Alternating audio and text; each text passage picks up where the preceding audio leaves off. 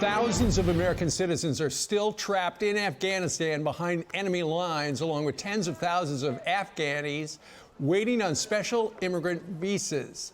My next guest says the Biden administration slow-rolled the visa process for Afghans amid concerns of the political fallout for admitting Afghan refugees amid the rush of migrants at our American southern border. Michigan Congressman Peter Meijer, an Iraq War veteran who spent a year in Afghanistan, joins us right now from Michigan. Good morning to you, Congressman. Good morning, Steve. Thank you. So explain why the administration has been dragging their feet and how it relates to what's going on our southern border. Listen, President Biden knows he has a problem. He knows he hasn't been able to control the flow of economic migrants coming into this country across the southern border. Right. And because of how sensitive he is to that, he slow-rolled the process to get Afghan interpreters who work for the U.S. military, individuals who put their lives on the line to serve our American mission. He didn't want those optics. As a result, what we asked that administration to do, what a bipartisan group of us asked them to start doing in April and May to speed up this backlog, to get folks who would be killed by the Taliban because of their work for the U.S. out. They delayed. They finally started at the end of July. And then by August 15th, the Taliban had taken over Kabul. Yeah. Obviously, Joe Biden said, we didn't think this was going to happen that fast.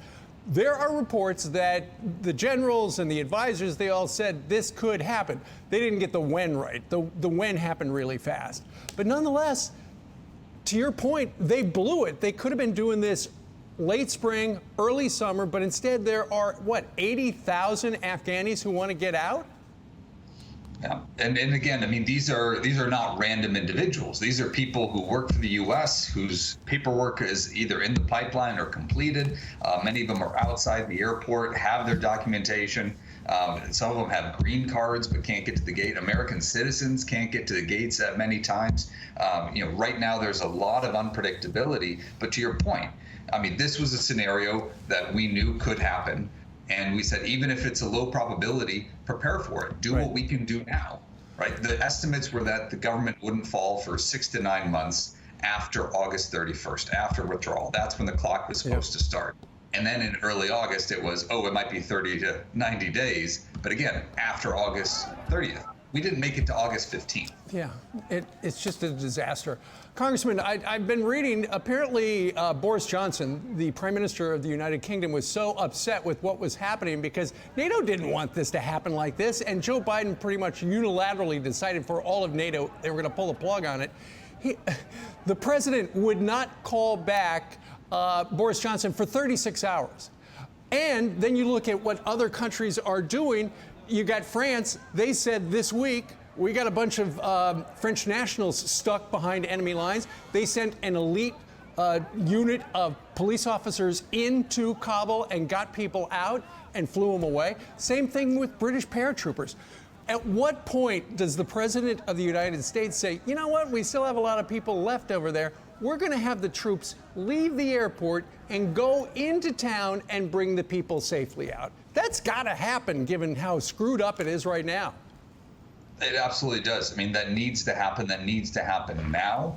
To your point about leaving our NATO allies in the dark on this, over 2,300 American soldiers sacrificed their lives in the conflict in Afghanistan.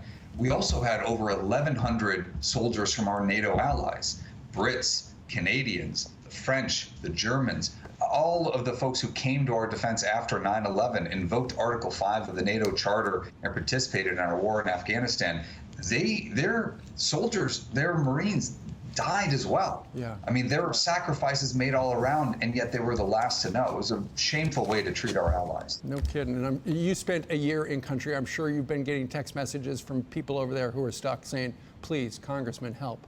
Well, by getting the word out today, maybe you will be able to help them. Congressman Peter Meijer, thank you very much for joining us today from Michigan. Thanks, Steve. Appreciate it. Hi, everyone. I'm Brian Kilmeade. I want you to do me a favor. I want you to click to subscribe to the Fox News YouTube page. This is the only way that I know for sure that you're not going to miss any great commentary, any great news bites, any great interviews coming your way on Fox. You can get it all here on YouTube. So subscribe right now.